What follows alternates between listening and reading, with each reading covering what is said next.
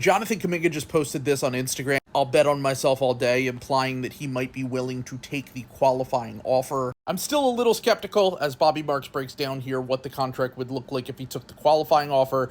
$8 million for next year, $0 the following year. He would enter free agency versus $22.5 million and then a team option on the second year with $22.5 million for the Warriors. Now, the reason why Kuminga might consider taking the qualifying offer is because the Warriors are only signing this contract to trade it. 22.5 obviously is almost 3 times as much as the qualifying offer, but Kuminga won't have any say in where he goes if he gets traded. Also, according to Shams, the Suns and the Kings are the 2 teams that have made real offers to Kuminga, but obviously they need to get the Warriors to cooperate in order for them to acquire Kuminga, and neither of these teams are putting real offers on the table. The Suns have basically offered Royce O'Neal, second-round picks, and Nick Richards, which the Warriors are not interested in. And the Kings have made both Keon Ellis and Keegan Murray off limits in those talks, which honestly makes some sense. I wouldn't trade either of those players for Kuminga either. But ultimately, Kuminga's only real leverage here is that $7.9 million qualifying offer. It's a huge risk from Kuminga's side, but it really would hurt the Warriors. Mainly because if Kuminga gets traded this season, he won't have his bird rights go with him, which means whichever team acquires him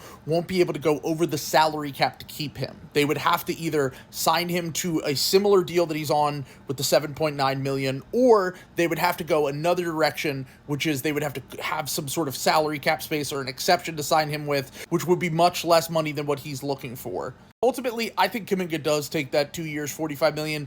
Even if he doesn't have a ton of control over where he goes, he'll probably get traded at some point this season. Worst case scenario, the Warriors turn down that option a year from now, and then he can walk in free agency to a number of teams that have cap space next summer, and he'll still get his $22 million this year. It would truly be a fuck you move from Kuminga to take the qualifying offer. We have so few examples of guys taking the qualifying offer and then getting paid a big bag. Pretty much the only one that I can remember is Miles Bridges, and that was because he was a scumbag off the court, that he had to accept the qualifying offer in the first place. My guess is that Kuminga takes it all the way through training camp, possibly up to October. October 1st is the real deadline for this. And then Kuminga takes that 2-year, $45 million deal.